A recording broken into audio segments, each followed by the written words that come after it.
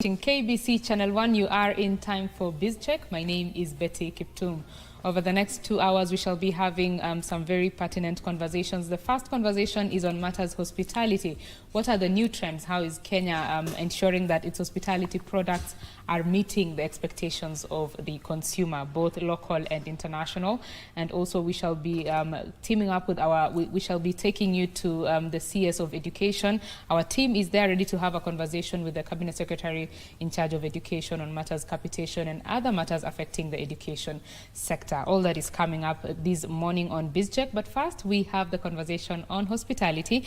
And my guest this morning is Jackton Amutala, who is a hospitality expert with about 3 decades of experience in marketing Kenya's hospitality products. Thank you very much for joining us. Thank you.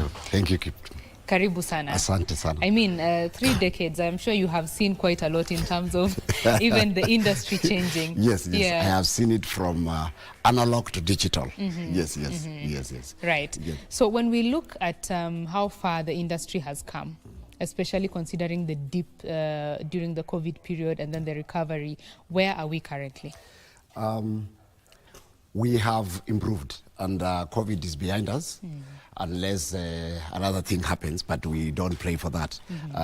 We have moved from COVID, but also you should learn to know that everything has a learning lesson. COVID made us to learn that hospitality is not only foreign travel, it's only local, because we survived on locals, and as at now, Kenya invested a lot on local tourism, which has really made hotels to be offload from all those problems. So hotels are really marketing a lot in the local destinations, where you have heard about Tembea Kenya, people have been taken around, so that Kenyans also know their country. So it is also good. It made us to know our country, other than having foreigners coming in Kenya and they know our country better than us. Yes. And of course, when you're trying to attract these tourists, whether it's domestic or international tourists, the industry needs to sell experiences as opposed to products. How are we when it comes to tailoring experiences for consumers? Wow, a nice thing. That is where people have been going wrong. People have been putting price before the value, and that's where experience comes in. Hotels have moved from that one, and people are now selling value other than the price. And you'll find that nowadays it's not pegged on the stone that you have to go a hotel, and certain hotels are paying only dollars. You can pay Kenya shillings and because they are selling value. And there are so many innovations that have come up. You will see with the social media, you will see very many things, people showing how they can do nice cocktails, people showing how they can do different meals, people coming in with the health diets.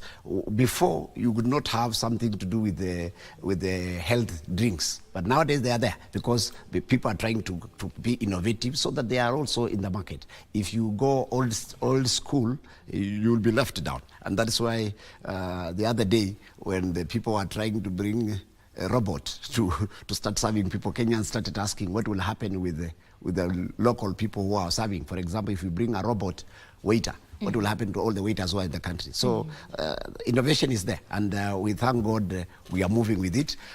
Most hotels also have gone out of their way to start doing renovations. You've seen some of the hotels in the CBD have closed. Why have they closed? Not that they are not tourists, but the location does not suit that business traveler who's there because of the heavy traffic jams and all that. And the hotels have started being outcast of the city just to ensure that they are actually getting something. So that is the trend. Let's talk more about the issue of innovation. Yes. Of course, there was quite some talk around the robots that were launched in one of the enterprises in Nairobi.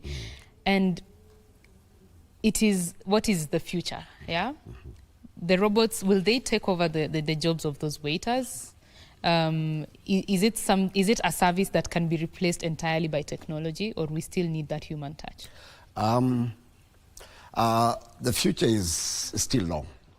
We aren't there. You know, we are a third world. Yeah. For us to reach there, it will be difficult. You've seen, we started even trying with this SGR, and we thought it was going to remove all the buses to Mombasa. But they haven't removed because we still need them. So the robots will not remove, but the technology is coming up in terms of the people who are also serving themselves. I've been told to up their standards, that they must make sure that the clients are enjoying.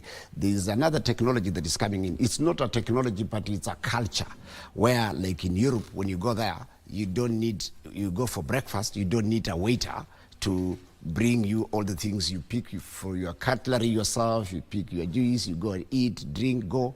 You even clear, you even clean and go. So these are the things that look like LED. So it is important to know that robots will come, but they might not come now. It will be for another generation. If there's another generation after Gen Z, then it is that one, the alpha one. Okay. Like that's the CBC, how it's taking over.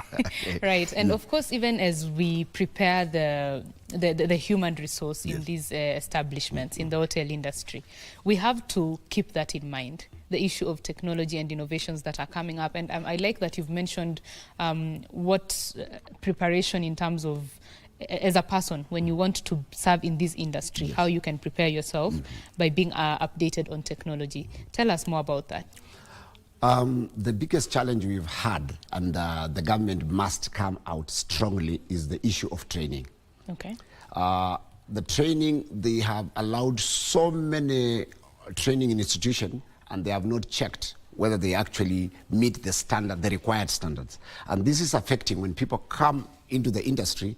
You find that the CV is reading opposite from what the person is doing. Because sometimes people download CVs and send them to an employer. Then when they check, they find that, wow, they have a candidate. But practically when they go there, they're not. Why? We have so many colleges that have opened up, and some that we might call them briefcase, because they don't exist when you look for them properly, but they are there.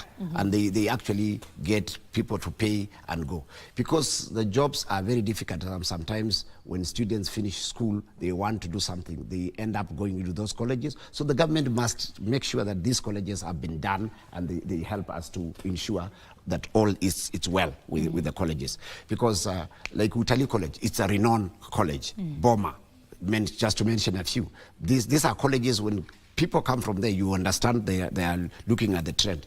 The training structure within these institutions are actually able to meet the standards. But when you have a college you have never heard of, without mentioning names, it becomes a problem when those people come there, because the standard they will set will not be there. And remember, the clientele who is coming to this country, who wants to get services from here, he or she is not only coming to that hotel or place they are, but they are also reading the word Kenya when they go back. Because when they ask, where were you? They will not say the hotel. They have to say the country, then the hotel comes in. So the question is, are we representing Kenya well in terms of service outside the country? That is another thing. So we need to improve more on the technology to make sure we go. Because the other thing we have reached on is like ecotourism. Kenya is going more on ecotourism. What does ecotourism mean? There's a lot of things we need to do, from making sure that we are environmental friendly, all those things that are being done. But now, where are we going? Are hotels moving from serving plastic bottles? When you have plastic on the table serving water, and you are saying you are being eco-friendly, where do you throw the plastic? How do you dispose them? So this is how we need to have the Ministry of Tourism coming out strongly. If they are marketing ecotourism, then they must make sure that it rolls also on. Because in Europe, most of hotels now don't use any more plastic. Plastic is only on transit. Right. I mean, sustainability is a very big topic right now. And of course, it needs to be, because of, the impact of climate change in the world. And even when you now talk about incorporation of these sustainable practices by the hotel industry, you might find that this is happening. Is it that they are not aware of what they need to do to change these trends, like the simple things, serving of the bottled water and all that? Is it that they are not aware, or is it a big investment that some hotels cannot afford? The problem is when TRA, Tourism Regulation Funds, will immediately finalize this on matter classification. you know, hotels should be classified. Of late, even motels are calling themselves hotels. So now, when we all cluster all these people under hotels, it becomes a problem. Have you ever seen, maybe in the village, you have reached there and you have seen a hotel written Mombasa Hotel? It's written hotel, but when you enter in, it has 3 rooms. And it doesn't even have a restaurant. But they have written hotel. So if you term that to be a hotel, it becomes a problem. So we also need the TRA when they are going out now to do classification, because soon they are doing classification again for this year. They are going to make sure that this is now aligned so that we know who is hotel. And then the star rating will come in. So when they do star ratings from 1 star, 2 star, they have categories of what is required in those star ratings. So that when clients are booking from Europe, they also come, or even you book, you already also know what you expect from there. But when you go there and you don't know which star is, and you want to make it a star to a different level, it becomes a problem. So how does the issue of bottle affect? If you are charging your accommodation at 4,000 shillings, the plastic bottles at cost, you buy it around 28 shillings. The bottled one, you buy it at 60. You would choose to go the bottled one to make more profits. And with the struggles we are going through because of economy of scales, people would rather go to the cheapest to make sure they also make some points. And that's where the problem is. Yeah. So you're saying this is still achievable in the long run? It is actually achievable in the long run with strict measures. The only thing is people do what is inspected and not expected. So we must put checks and balances in place. Yes. When you talked about the issue of classification, yes. There has been a challenge in the industry in terms of diversification. Yes. You might find that the same product or experience you have in the Mara is the same you have somewhere else and another place. What do industry players need to do to differentiate themselves, you know, to offer something new to the market? Wow, a nice one. There was a time Kenya started where the travel agents in Kenya started a circuit. They used to call it the Big Five. The Big Five had where you are going and what you are going to see.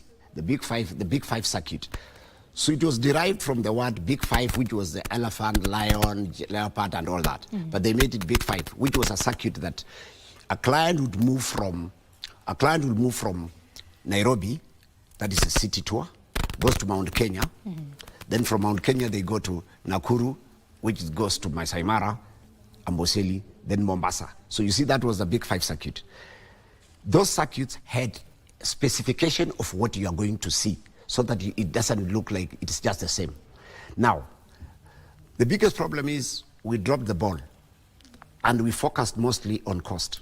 So we have been looking, Kenyan tourism, when you ask people, you ask any local person, he'll tell you, where do you want to go for holiday? Mombasa. Why? They are going to see the sea. Why not Mount Kenya? It's not only the mountain. Mount Kenya has hotels that actually deal with agro-tourism, agriculture. They deal with agriculture. You go there, you will learn things to do with coffee, you will learn things to do with production of food, they do processing plants and all that. I have visited some hotels like Bantu Africa in Nyeri. They do agriculture, but nobody knows about it. Why? Because we can, as leading players in the industry, have not marketed that.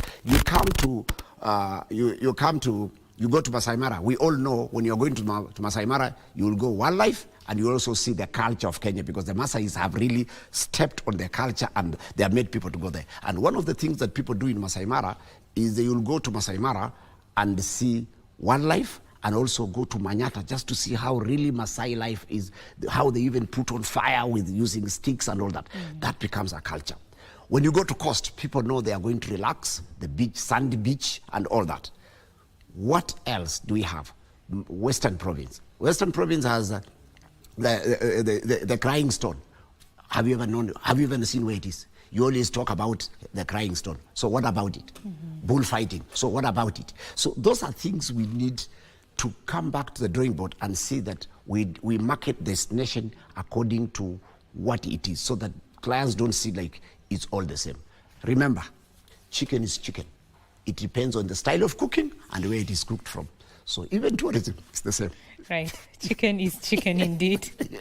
Depends on how you cook it. Yes. And of course, this process of cooking the chicken, you know, the tourism product that we are offering. Yes. When you mentioned that, I just thought about Baringo, my home county. Yes. There's a lot that the counties have to offer. Very But true. the packaging seems to be a problem, you know, the packaging of the product. Yes. How can all the stakeholders, including county governments, ensure that they are playing their part in this marketing of these products? Wow. You've also reminded me, as much as you remember Baringo as your county, you have reminded me, as you mentioned, I have 3 decades, so I have moved around the country. Right. So Baringo was one of the places, and I used to work with block hotels. Block hotels had like Baringo Hotel. It was one of the destinations that clients used to want to go. Why? We dropped the ball, as I said. Then there was a way that Baringo was being marketed for people to know what is there. Nowadays, I would also blame the media. We have put Baringo more on bandits than even tourism. So who would go to Baringo? Because they hear about Tiati, and the first thing that comes in, where is it? In Baringo. Because counties came, Baringo as a whole has become like a place where nobody should go because there's bandits. So you even kill tourism, people would have gone to Baringo because they always associate it to bandits, when actually it's not all. Some people think Baringo is very dry. People don't even know where Baringo starts. You know, Baringo borders Nakuru. Borders 7 counties. 7 counties. Yeah. And this Baringo, it is very green in some areas that you cannot expect. So it is important for us to know that we need to market the country. We also need to have positive vibes. The biggest problem is we have more negative because people want to hear more of the negatives, so we don't talk about the positive ones. Baringo is one of the counties that has a lot of things that people can visit. And you take it, anyone who wants to test, try that hotel.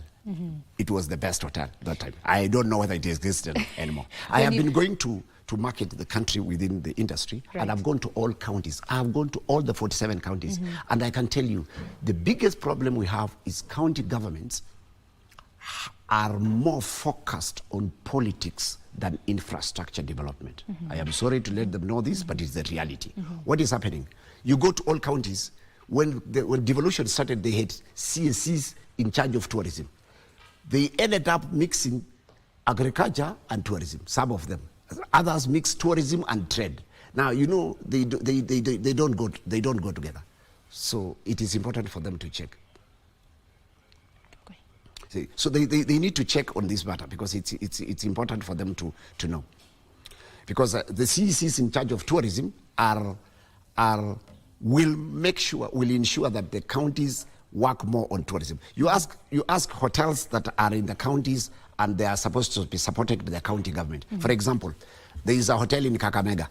It's called the Golf Hotel. What has Kakamega County done to make a county? People go to Kakamega and they go to sleep in Kisumu when there is a very big hotel in Kakamega because the county does not take care of it. Right. It is none of the existence for them. Okay. Yes. Right. Let's just pause that conversation here. We shall continue with matters hospitality and tourism in the country in a little bit, but now we want to take for that technical issue there. We shall be fixing that and getting back to that interview with the Cabinet Secretary in charge of education, and he shall be talking about matters capitation and all the other issues that are affecting the education sector. But now we just want to continue with our conversation here in studio as we fix the issue there. Yes, we continue with the conversation on matters hospitality with Jackton Amutala, who is a hospitality expert. Thank you very much for staying with us, Jackton. Before we went to the education ministry there, you were telling us about counties and the work that they need to put in. Please go ahead. Yeah, the counties needs to make sure that within their infrastructure, they set up a hospitality docket that actually looks at our hospitality industry, because they have mixed trade and hospitality, and it is actually becoming a problem for the tourism to be handled well within the counties. And then also, when they're hiring people, they should look at people who are expert in the industry to help them improve. Just the way when they go to the office, they always look for media people who can do for them PR. That would help, because sometimes when they also do appointments, they appoint people who have no knowledge about hospitality. So they end up just doing things that are more or less to do with trade. So that is where the problem is. And hospitality can thrive if everybody is focused. Yeah. We know that a lot of these establishments in the counties outside of the main urban areas experience a boom in December because of, people going up country and all that. Yes. So how do such establishments, package their offering to ensure that they can have all year round clientele? Good. I'll give you a very good example. We have just Kiambu County, just closer here. Kiambu County has very many hotels, but they have been swallowed by Nairobi. For example, there's a very good hotel in Kiambu, just behind Juja Mall. It's called Maxland Hotel. Have you heard of it? No. You can imagine, you have not heard of it. Maxland Hotel is a very good hotel that has it has a fun park for the children that is bigger than 2 rivers. But nobody knows about it. So where is Kiambu County? Why are they not promoting it? Why are they not proud of having such a facility within Kiambu County? Where is Windsor Hotel? It's in Kiambu County. Just in Kiambu County. But they don't. Now, if I ask you, you will tell me Windsor is in Nairobi. Why? Because we are in Nairobi, all of us, so we want to book it to look Nairobi. So that is where the counties should come in and promote. Hotels like Maxland, I went to Maxland Hotel, I was in Juja Mall, and then I happened to go to Maxland Hotel, and I really loved how the hotel is. It has a fun park, it has a large swimming pool, it has all the facilities that you have. But no one knows about the hotel. So it is time that their counties have a caucus with some of the investors within the area to come up on how can they together partner to market the hotel. By marketing it's not only marketing the county but also the country. And also the revenues will go back to them. Because tell me, if those hotels are getting clients from Europe, the dollar would be more in Kiambu County. Who is benefiting? The government, the county government, and the investors. So it's important for them to have all the teamwork to work together. Then the other part is where the counties fail, is they are the users a lot on facilities, like they do team building, meeting, conferencing, and all that. The mistake they make is they also end up not paying them in advance. So they actually leave them also in debt. So they need also to do budgeting in ensuring that they also use the facilities but also pay for them in advance, because they take long to pay. Some take even 2 years, and it becomes a problem for the hotel to operate. Right. So it's important for them to look. Let's discuss, we shall discuss the issue of MICE tourism in just a little bit. Yes. Let's talk more about the issue of infrastructure development. Yes. You mentioned that a lot of these beautiful facilities are there waiting for clients to come in, but the roads are a problem. Yes. Access is a problem.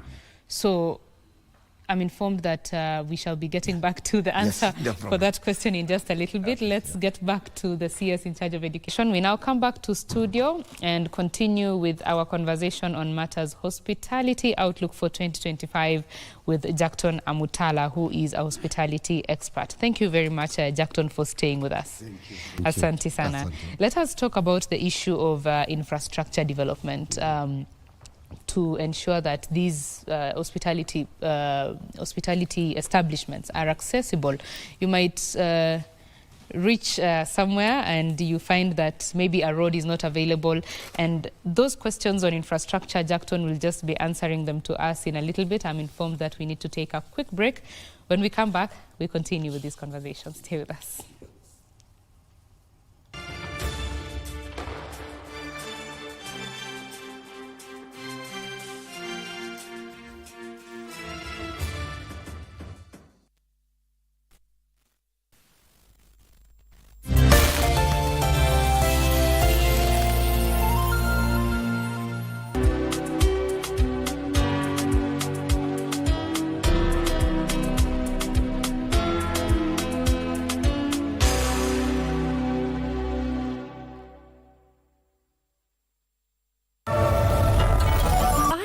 To give you an apology. Apologize, of course you should. We've been married for years and you never apologized. Make it formal.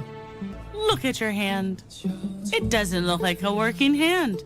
How pale and soft it is. Yes. What moisturizer do you use? Single once again. Don't I have to celebrate, huh? I want you to feel I'm different from usual?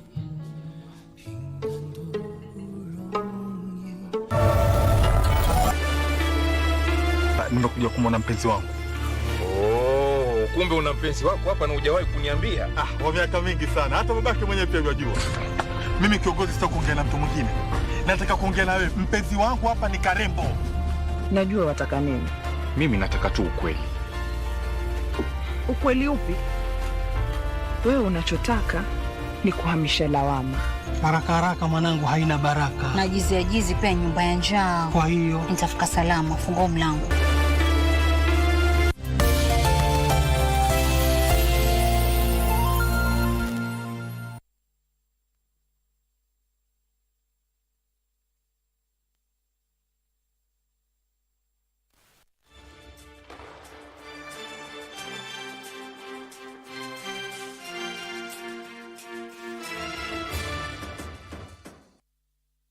Thank you very much for staying with BizCheck. My name is Betty Kiptum and Lucy Mwaura is my colleague on the sign language interpretation.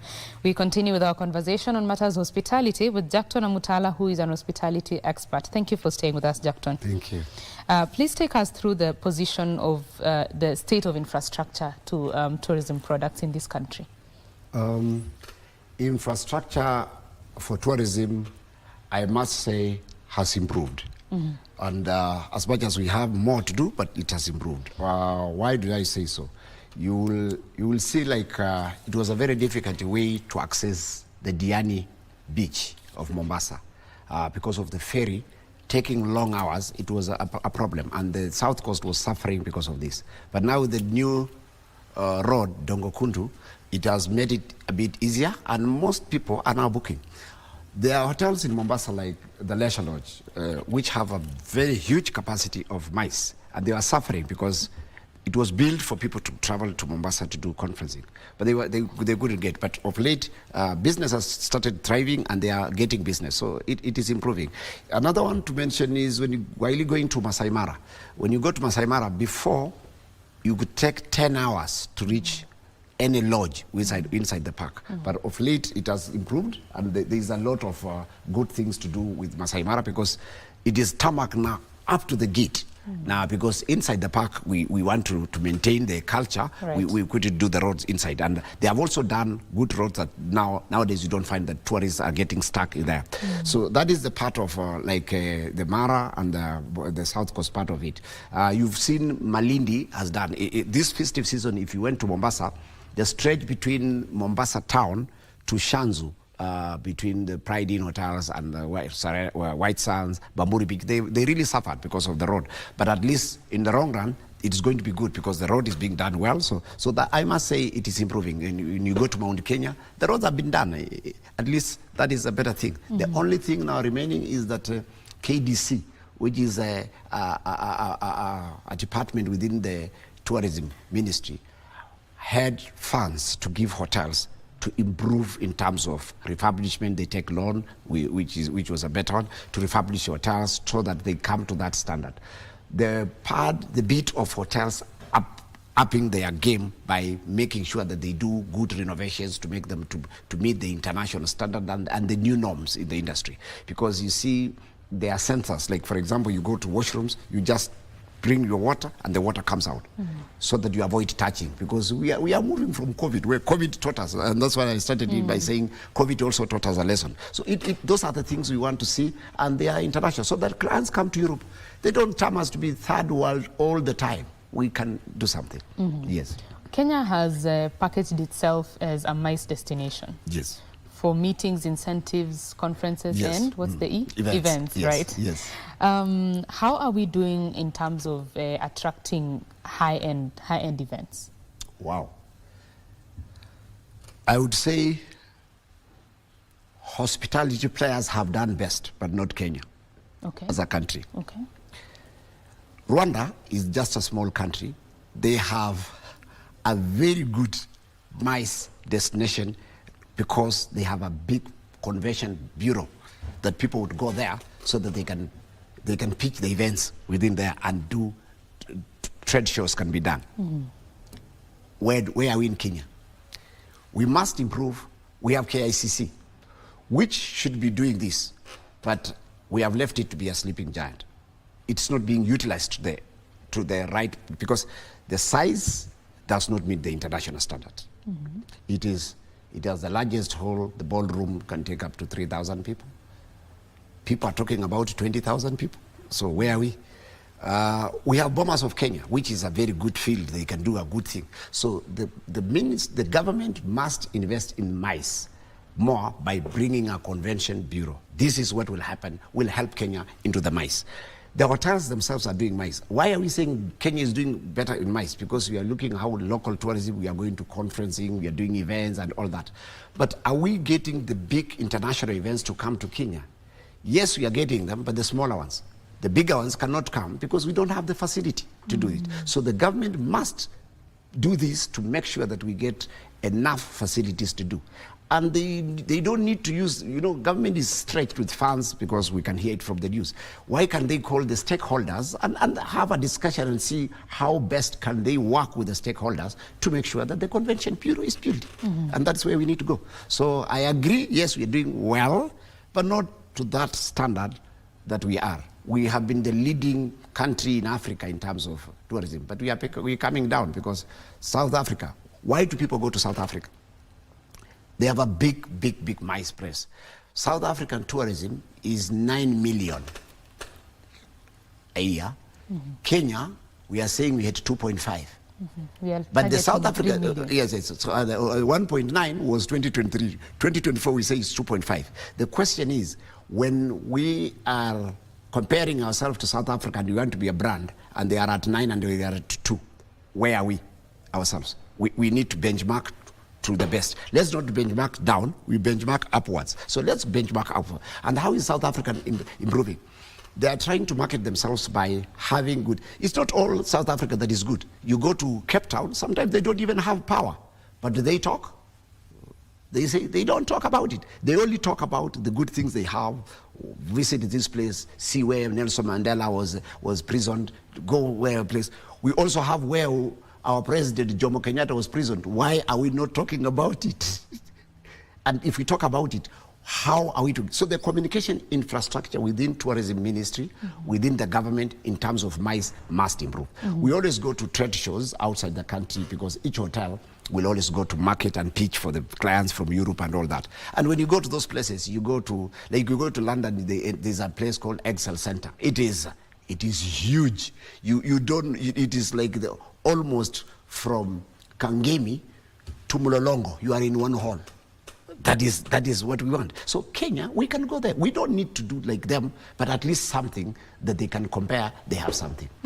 When you are on the road, in a Vitz and in a Prado, all of you are in cars. So can we have also our Vitz, first of all, in terms of MICE, before we reach where we want to go? Yeah.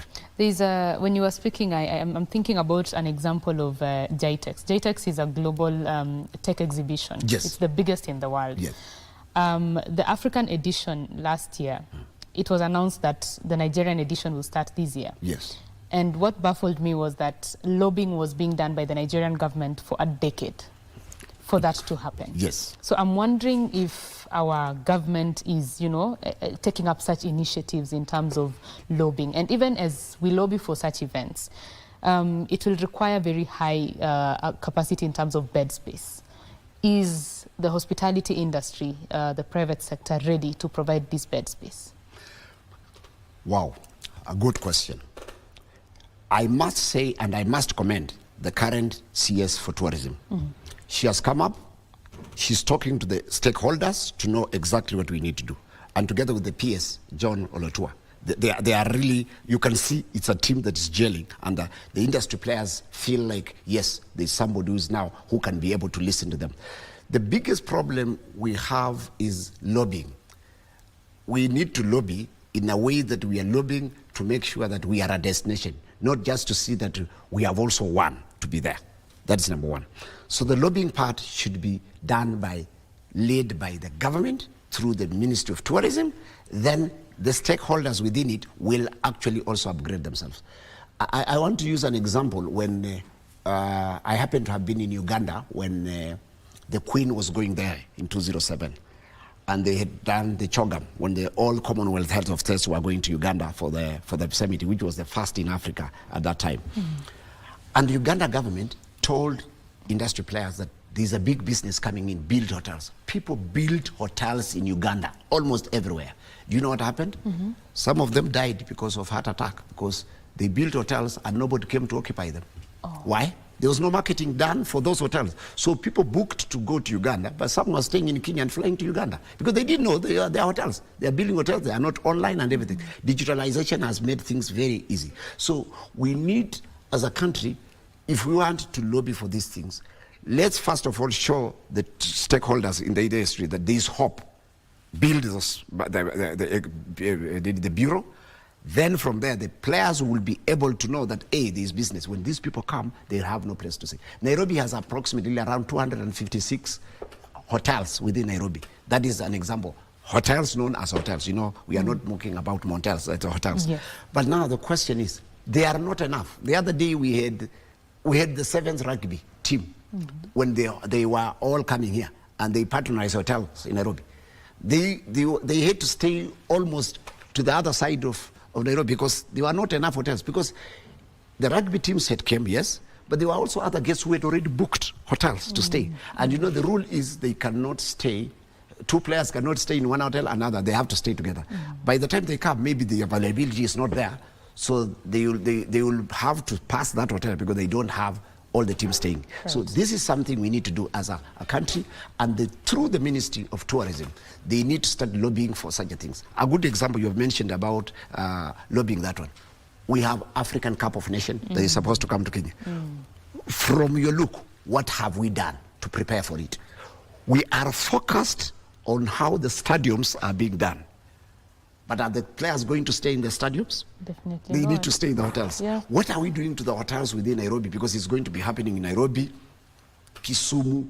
What have we done about it? We can see the new stadium, the former city stadium, being done very well. What have we done with the hotels within those sites and closer? What are we doing? That is where we need to go. And that's where I pose a question to the Minister of Tourism to sit down and bring stakeholders within the hospitality industry to discuss and see that as we do stadiums, as we prepare for them, what are you people able to do to make sure that when these people come here, they live with memories? First of all, they will visit sites and everything, and they must be staying somewhere for them to visit. There are teams that will be knocked out earlier. After being knocked out earlier, they might need to go for game drive, they need to go everywhere. They need hotels to stay, they need travel agents, they need tour operators to take them around the country to see the countryside. This can only be done when these stakeholders are put in place and they share their opinions for us to be improved. Yeah. Of course, we know that the hotel industry, as it were, is facing some competition. Yes. And the Airbnbs and the likes are the ones that are eating into the customer base. How is the industry aligning and realigning itself to manage this competitive competition that has come its way? I'll be honest. When the Airbnbs came, they looked like really competition. But I might be wrong, but from my point, they have faded because most people who travel, they are tired for business, they want service. Airbnbs is you get a room and you serve yourself. Right. So that is where the problem is. So the hospitality industry is different. Hotels are different because they offer service. Airbnbs, they offer self-service. So you serve yourself. So the people who go there, they choose to serve. Imagine you have come to Kenya, you have been in a conference room the whole day, you've gone back to the room, and now you have to cook for yourself. Here in the hotels, they will cook for you, they will serve you, you will feel relaxed. You will get someone who makes the bed for you and everything. Airbnbs, they come on your checkout day to do your room because they want another guest to come in. So it is more of a self-service. It's another, I would say it's another branch of hospitality. Okay. But it is not a really competitor. I think I have seen Airbnbs where they have employed chefs and cleaners as well. So you just go there to relax. It's like a hotel, but you can, book an entire 3-bedroom with your family. So are you saying that is really not competition for you? They have hired a chef. Right. What does the chef do? He only cooks for you. The best he can do, he can go extra mile and brings it on your table. All right. Will he go and serve you drinks? He won't. There is a limitation of what they can do. I don't rule them out that they can't do, but there's limitation on how far they can go. Because if they continue going further, and that's why I said classification, if they continue going further, then they need to be classified to be hotels. Right. And then they need to go through TRA. Do they meet the qualification of what TRA really requires for them to be a hotel? That is another thing. And that's why, because of taking this notion, Kenyans are taking even Airbnbs now to become hotels. And it's bringing about the notion that everybody start thinking everything's good. They are very good. They are actually comfortable. They take a lot. When you have a family and you want to sit together, they take you very well, because the whole family, you can go there and even have a meeting that you have never met with all the parents and everything. That is good for you. And still you are doing for yourself service. It's as good as being at home. So it's a home away from home place. Yes. Right. Yes. So what does the future look for? What does the future look like for the hospitality industry, and what does the industry need to do to make itself more competitive? The future of the hospitality industry is looking very bright, and I would say that with reasons. You've seen how many new hotels have opened in Kenya. The new branches and even international have started coming back. When they start opening, that shows you there is future. If there is not future, they would be closing down. So the future is good. The only thing is our marketing should go further to make it be more. If countries that are closer to us are doing well, like, I will ask you a question. Do you know Uganda is number 2? The Ugandans are number 2 in visiting Kenya. USA is number 1 and Uganda is number 2. Right. Why would Ugandans come to Kenya?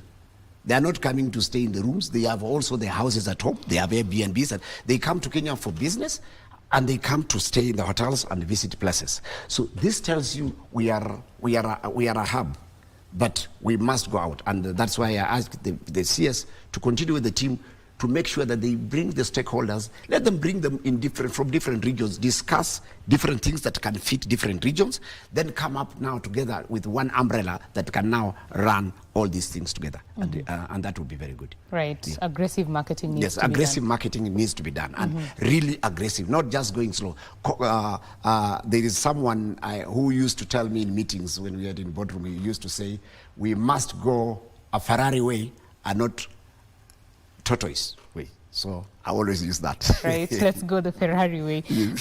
Your message to Kenyans who are yet to take advantage of all the offerings that Kenya has to offer? The message to Kenyans is Tembea Kenya. Please know your country, explore. There are very many places. So I mentioned when we are starting, you go to Thika Road, there are new hotels that are here that people know Thika Road. You mentioned Thika Road, it's Utalii Hotel and Safari Park. But you go to Thika Road, you'll be in shock. There are very many good hotels there, all towards. You go to other countries, go to Nakuru. Nakuru has opened very good hotels. I was in Eldoret and I was shocked. The hotels that have opened on the airport road, there are very many hotels. So Tembea Kenya and you will see the places. We mentioned when we were discussing about Baringo, there are very many good hotels in Baringo. But because we discuss more of bandits about Baringo than hotels, Kenyans don't know about them. So what we need to do, the county government of Baringo, I urge them, let them go out and also do what we call experiential marketing. Let them take people in the hotel, show people how the hotels in Baringo look like, people checking in, then people will not fear to go to Baringo. That is what you need to do. Right, Tembea Kenya. Thank you very much, Jackton, for your thoughts on matters hospitality. That is Jackton Amutala. He is a hospitality expert with about 3 decades of experience marketing Kenya across the world. And this has been a conversation on hospitality and what the industry is supposed to do to ensure that it remains competitive, especially during this year. This is it for BizCheck. My name is Betty Kiptum. Kasichana Masha is on the other side of studio to bring you Kurunzi Mashinani. That is Lucy Moura, who has been my colleague on the sign language interpretation. Have yourself a lovely day. Bye-bye.